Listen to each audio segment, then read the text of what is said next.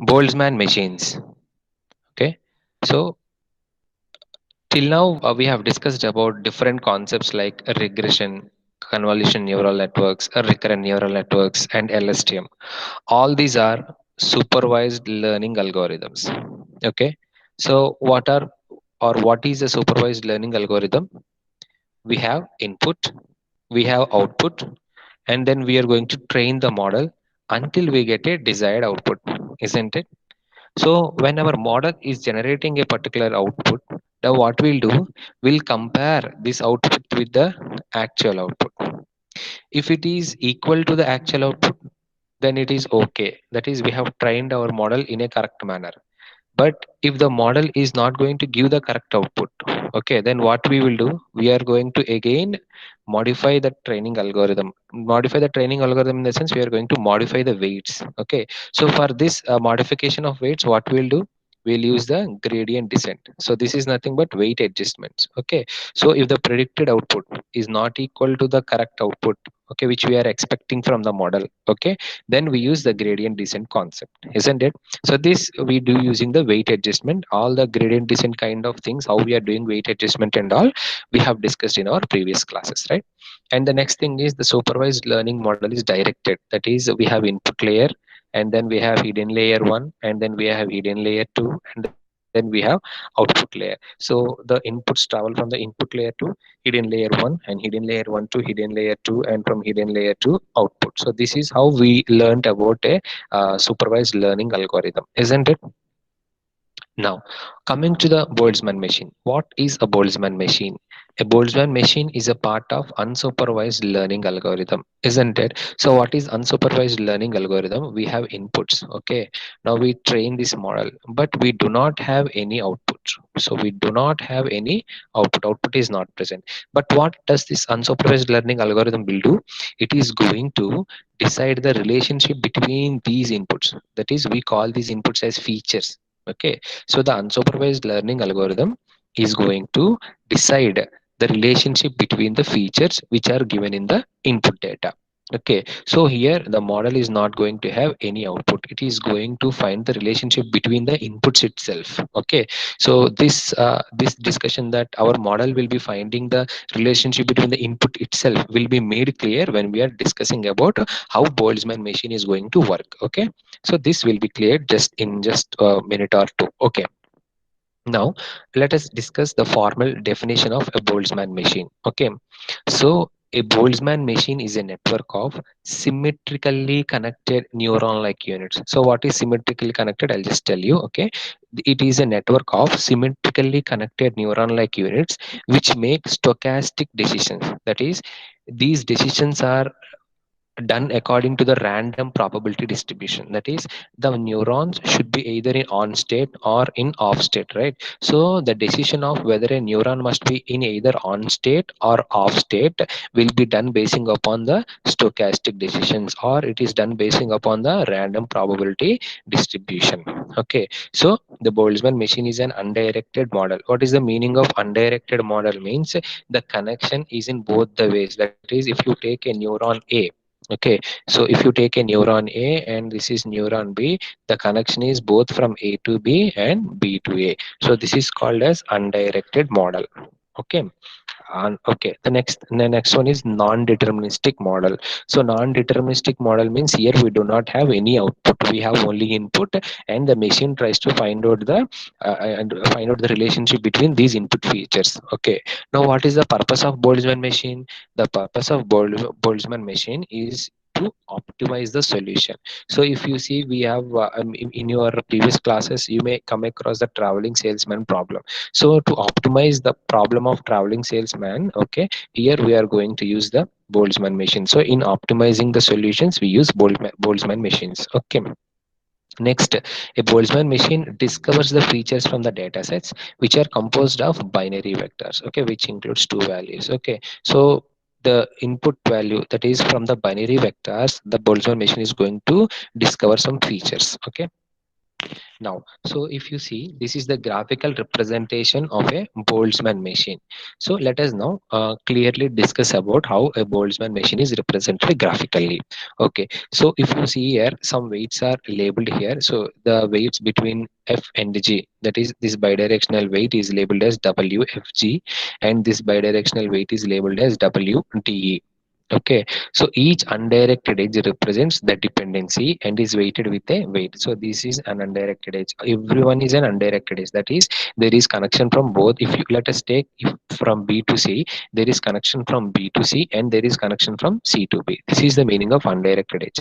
So this represents the dependency and they are weighted with some edge. See, if you see, this is WAB, this is WFG, this could be WCD, like that. Okay, so they are weighted with some weights. Okay, so if you see in this representation, we have different types of units. That is, in Boltzmann machine, we have two different types of units. The first one is hidden units, and the second one is visible units. So here, there are the hidden units. These are the hidden units which are represented in blue color, and here we have visible units which are represented in white color. Okay, so in Boltzmann machine we have only hidden units and visible units. We do not have any output layer. Okay, this is the very important point we have to remember. Okay, so we just dive deep into this graphical representation. So this visible layers, that is this white neurons, okay, this layer is called visible layer, and this is also called as input layer. That is, we provide input 1 through the neuron A, input 2 is provided through neuron B, input 3 is provided with neuron C, and input 4 is provided through neuron D. Okay, and if you see the hidden layer, that is this layer which are colored with blue, these neurons are not visible. Okay, and if you see, every node is connected to every other node. I'm just clearing the screen. See, every node, that is G is connected to all the other nodes, A is connected to all the other nodes, D is connected to all the other nodes, B is connected to all the other nodes. So every node is connected to every other node. If you observe, even the inputs in the input layer are also connected with each other. See, A is connected to all BCD, B is connected to ACD, C is connected to ABD, and T is connected to ABC. So like this, even though even inputs are also connected with each other, and every neuron is connected to every other neuron which is in the network. And the last important point you have to remember is there is no output layer, because in unsupervised learning we'll be finding the here in unsupervised learning we will be finding the relationship between the inputs. Okay, so for that reason we do not have any output layer. Okay, okay, so if we see this graph also, here the machine is trying to find the relationship between the inputs using the features in the input data. So now these features are created by the machine when it starts learning from the input data. We only provide the input data, right? The machine starts learning the features from this input data. Okay, so how does the machine come to know? It correlates the data basis of on basis of the data which we are providing. So here, basically, these Boltzmann machines are used in the purpose of recommendation systems. Okay, whatever recommendation system you take, okay, so these Boltzmann machines are mainly used for recommendation systems. Now, the Boltzmann machines are having an algorithm. Okay, it's a simple algorithm which allows to discover the interesting features in the data sets. As already discussed, now the Boltzmann machine, if you take a binary vector, that is, if the data set is composed of a binary vector, now this Boltzmann machine have an algorithm, and this algorithm allows them to discuss the interesting patterns in this data set. Okay, so if we have many layers, then the concept of, that is, the Boltzmann learning algorithm, it will become very slow if there are many layers of feature detectors. But if the algorithm is made to learn only one layer at a time, okay, then we can make the algorithm much faster when compared to the multiple layers. Next, the Boltzmann machines are used to solve two completely different computational problems. There are two types of problems which are solved by the Boltzmann machines. Okay, the first problem is a search problem. So let us now see what is a search problem. Okay, so in the search problem, the weights on the connection. See, we have in the Boltzmann machine we have different types of nodes like this, right? So the weights on these connections are fixed. Okay, and they are used to represent the cost function of an optimization problem. We told that we use Boltzmann machine to solve the optimization problem. So these fixed weights are used to represent the cost function of optimization problem. And then we also told that the decision of a neuron whether to fire or not to fire depends upon the stochastic dynamics, right? So what is this stochastic dynamics? We'll just see it just now. Okay, now the stochastic dynamics of the Boltzmann machine, then after fixing all these weights, it then allows it to sample all these binary state vectors. Okay, and these binary state vectors are going to give us good solutions for this optimization problem. Okay, so this includes a search problem. The second thing is learning problem. The first one is search Sir, problem. what is stochastic, sir? Yeah, the stochastic dynamics means I'll just explain you within 3 or more slides. Okay, so this has a particular discussion. Okay. Okay, sir. Okay, now for a learning problem. Okay, our first problem is search problem. The second problem is learning problem. So the Boltzmann machine is given a set of binary data vectors first. Okay, and then what it should do, it must find the weights on those connections. Okay, so why it should find the weights on those connections? Because the data vectors must provide some solution, a good solution to this optimization problem. Okay, isn't it? This is what we have discussed in the search problem, right? So now later, to solve a learning problem, these Boltzmann machines take or they do small updates to their weights. Okay, and now after updating them, each of these update again in turn requires different search problems. So this learning problem includes different search problems. Okay, so sir, మీరు 10కి తీసుకోవచ్చు. మీరు 10కి తీసుకోవచ్చు. So these include different search problems. So these are the two different main important problems which we actually use Boltzmann machines to solve. That is, the first one is search problem and the second one is learning problem. Now we are coming to the main discussion of today's topic. Okay, the main problem with Hopfield network. See, in the previous session we discussed about the concept of Hopfield networks, right? So if you do not remember, please refer to that lecture. So what is the problem with the Hopfield network? So let us assume that we have this original image and we have this degraded image. Okay, so if you see on the screen, now we are trying to recover. See, this is the recovered or reconstructed pattern. Now we are trying to reconstruct this original image. That is, we wanted this original image from this degraded image. Okay, so are you able to understand now what is the scenario? We are trying to recover this original pattern. I'm just clearing the screen 1 second. Okay, so now what we are trying to do, we are trying to recover this original pattern from this noisy picture. Okay, so when we are trying to recover this original pattern from this noisy picture, we actually could not recover it. See, the reconstructed pattern is this one. So if you see, we could not recover this pattern. Instead, we got all these dots. If you see, these are all some white dots on the black background. If you see, these are all the dots which we got. And in this diagram also, in this figure also, we have some dots, isn't it? Okay. So we got all these dots after reconstructing the image from the degraded image. So what is the reason? Why we got all these dots? Okay. So why is the recalled pattern not perfect? Isn't it? So the answer for this is it is due to parasitic memories.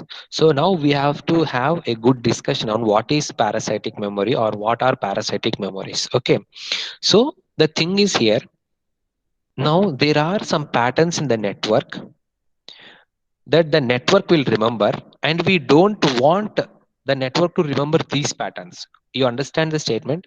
There are some patterns in the network. If you see, there are some patterns in the network, these there are some patterns in the network which currently our network has remembered all these dots. Okay, all these dots, so which currently our network has remembered, but we do not want our network to remember all these patterns.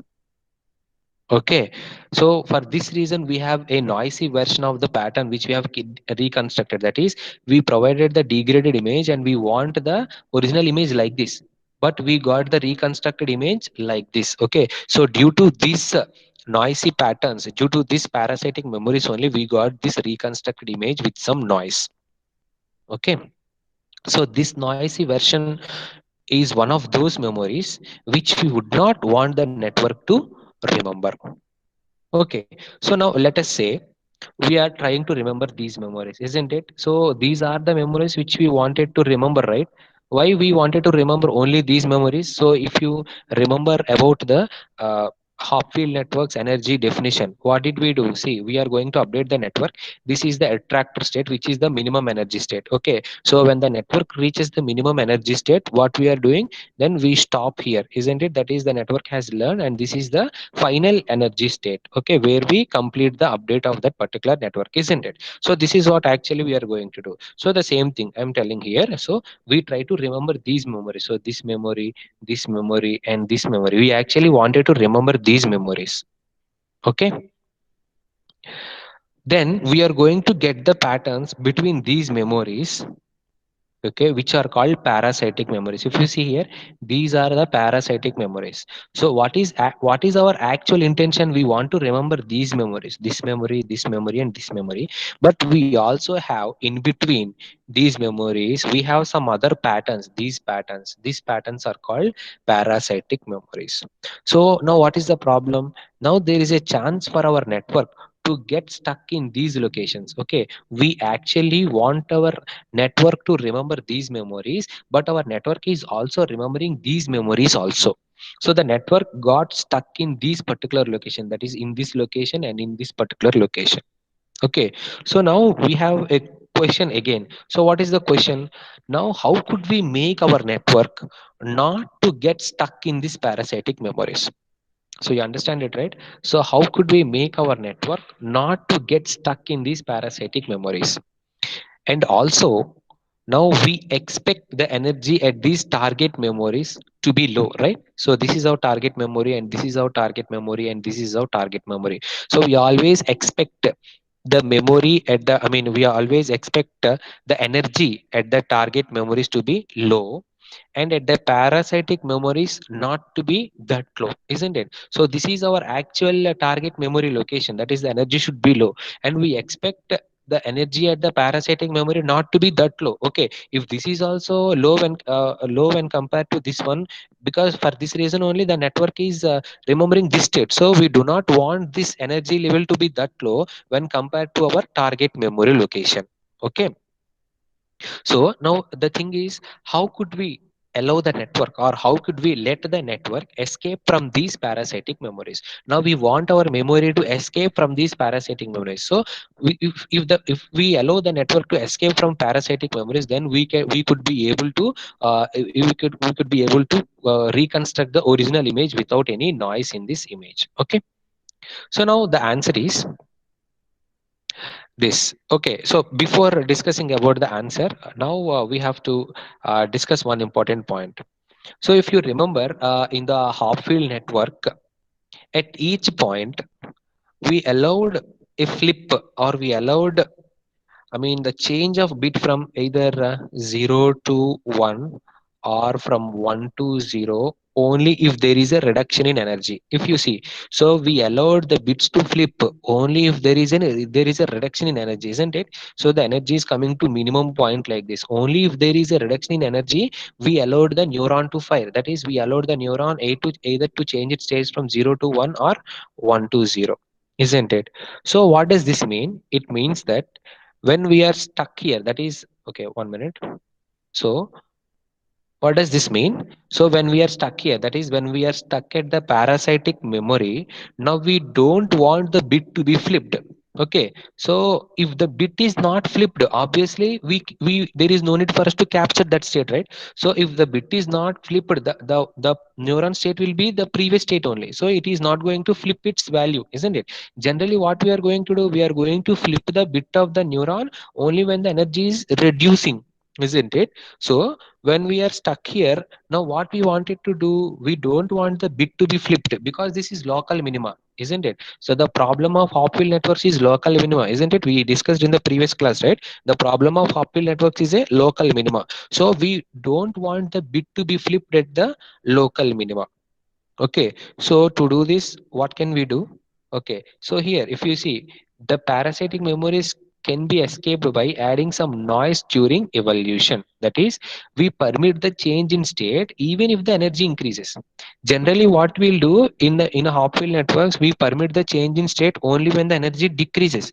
But sometimes what we'll do now, we'll change our rule such that we allow the change in state even if the energy is increasing. Even if the energy is increasing, we allow to permit the state change. That is, particularly if the energy increase is small. That is, if the change in energy is small, that is like this, it comes here, right?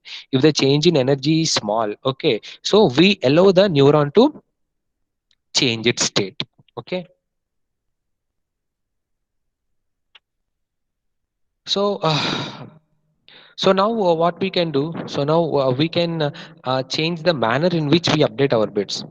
So here the evolution of this Hopfield networks can now be made stochastic. Okay, I'll just tell you what is stochastic. Don't worry. Okay, so thus the evolution of the Hopfield networks can be made stochastic. So I hope you have understood how the decision of firing can be made stochastic. So in the Hopfield network, we allowed the neuron to fire only when the energy decreases. Okay, but here basing upon the stochastic decision, basing upon the small change in the rule, now the neurons fire according to the stochastic decisions made by them. That is, instead of deterministically responding to the sign of the local field. What is the local field? This is the local field. So instead of deterministically responding to the sign of this local field, each neuron now responds probabilistically. Okay, so how these neurons are responding probabilistically?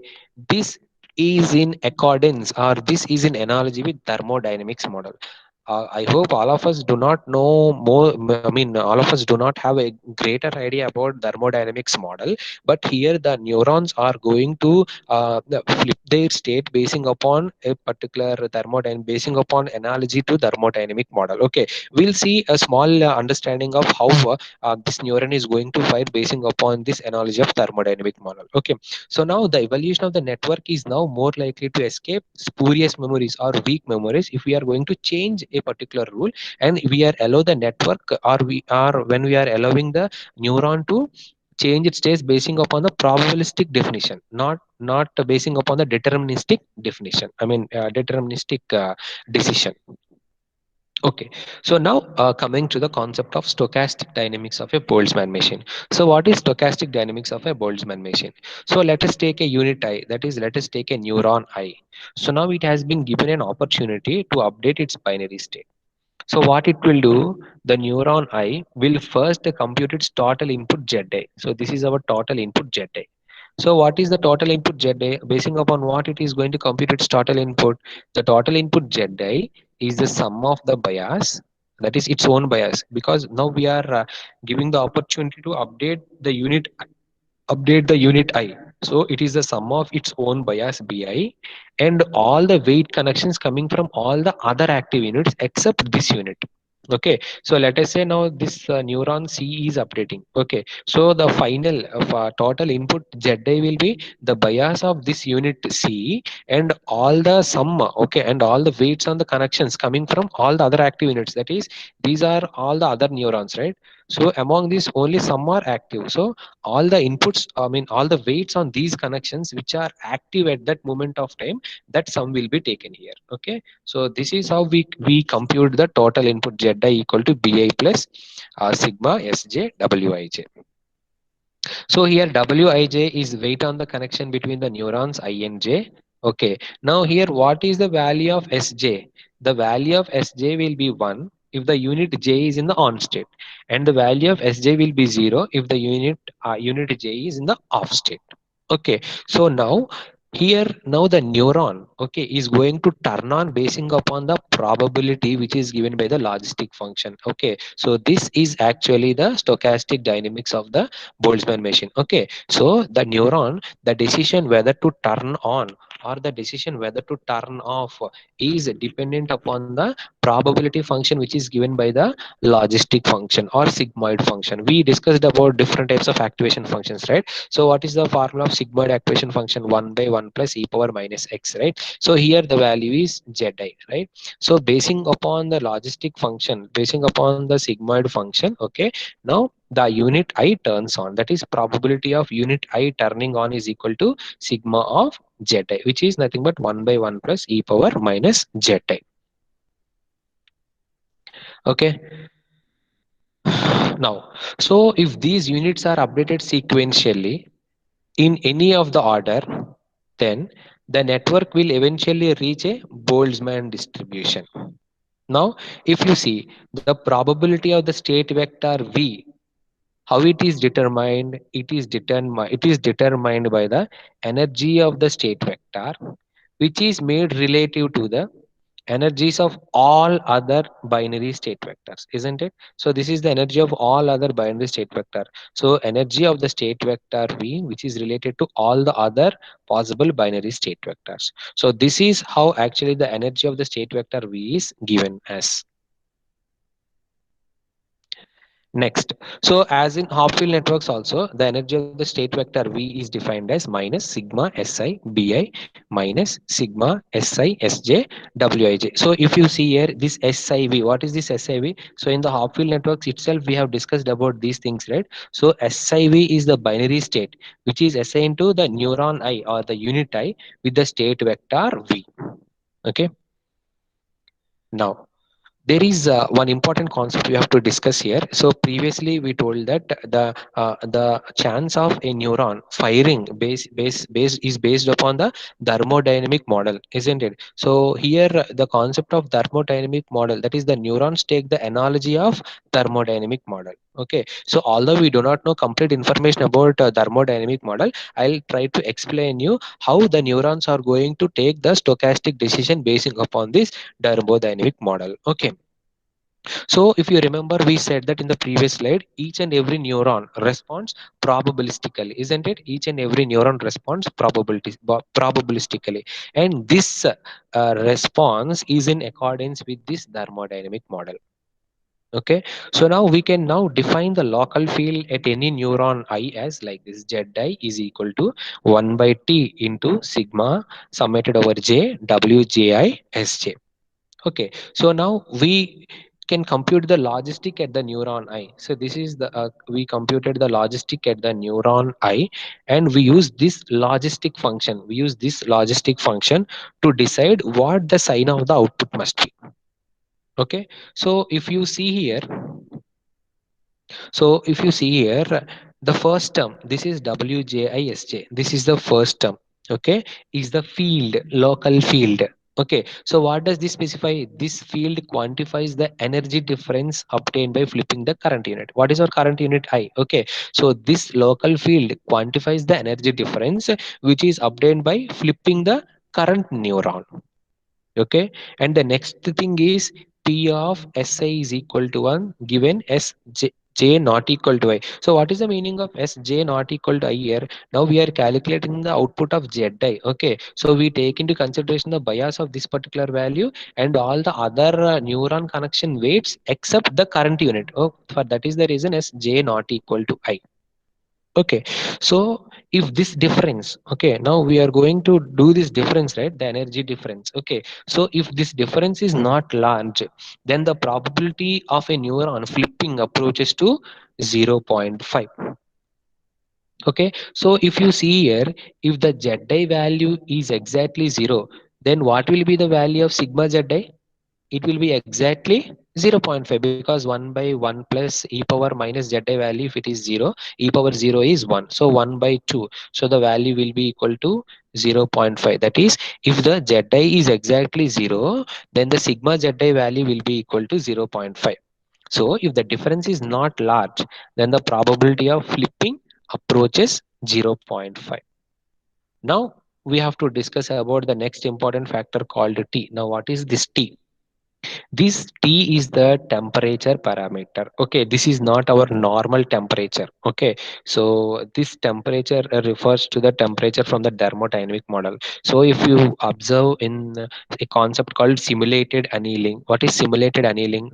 This is a process of molding a particular metal basing upon a temperature. That is, at a particular given temperature, the metal will be molding at one particular pace, and later again we reduce the temperature, and again we mold that metal, and finally we'll bring it to a good shape, isn't it? So here the T is the parameter. This is the temperature parameter. So which this we drew from the thermodynamics. So now if we increase T, what will be the value of Z? Then the value of ZA tends to 0. If the T value is increased, that is if the T value is sufficiently large, then the ZA value tends to 0. But why should we increase T? Or why should we increase, or why should we need the large T value here? So having a large T value allows us to escape from parasitic memories. We just discussed about parasitic memories, right? So if we increase the value of this temperature parameter, then having a large value of T allows us to escape the parasitic memories or spurious memories. So here varying T, this T gives us the control of escaping the spurious memories. So obviously as a result the network evolves to escape spurious memory. So basing upon this one only, our network will try to escape from the weak memories or spurious memories. So if you have a value of T is equal to 1, if the value of T is equal to 1, what will be this one? 1 by 1 is 1. So obviously we are remained with WJISJ. So this will be the traditional definition of field and energy. Right from the starting discussion of neural networks, we are going to discuss about the local field, that is sum of all the values into Sj, isn't it? And if T is equal to 0, so what will be if T is equal to 0? That is 1 by 0. So we get the deterministic Hopfield behavior. Okay, so if we are including this one, then we have stochastic uh, uh, behavior, which is nothing but the Boltzmann machine behavior. Okay.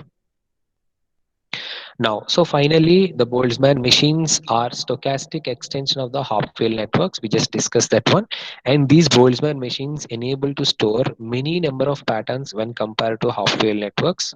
Okay, and then they also enables the computation of probabilities of patterns, not just deterministic patterns. They allow us to compute the probabilistic patterns, and they are going to complete these patterns. So here in this Boltzmann machine, we try to escape the network from the spurious memories. And coming to the application. So what is the application of Boltzmann machines? Filling out the missing patterns. Okay, this is actually our degraded input, right? So we wanted to fill out, I'm sorry. So coming to the applications, filling out the missing patterns. You see, this is only the incomplete pattern. Okay, this is our original pattern. This is our incomplete pattern. So we try to fill this pattern, right? This is the filled out pattern. Okay, and then denoising the patterns, this one. So it is initially a degraded message, a degraded picture, and we try to reconstruct the original picture out of it. And then we can compute the conditional probabilities of the patterns. And one important application is classification. Classification can also be done using these Boltzmann machines.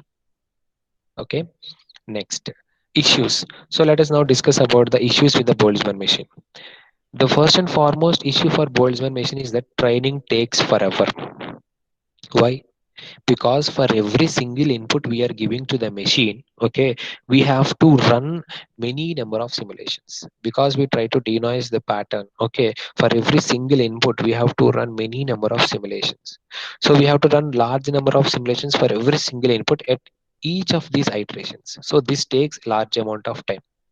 And this is not a computationally friendly model, right? So if it is taking too much amount of time to train the network, obviously we want the network to stop at some time. Okay, but for each and every input, if it takes large amount of time, this is not actually computationally friendly model, isn't it? So this Boltzmann machine does not really work for the large problems. Okay, so for this reason we have these are the issues, or these are the drawbacks of Boltzmann machine. For this reason the solution is the restricted Boltzmann machine. Okay, so in the restricted Boltzmann machine we modify the network structure in such a way that the training takes in a possible amount, or the training happens in a required or optimum amount of time. Okay, so what are restricted Boltzmann machines and all, we'll be discussing in the next class. Okay.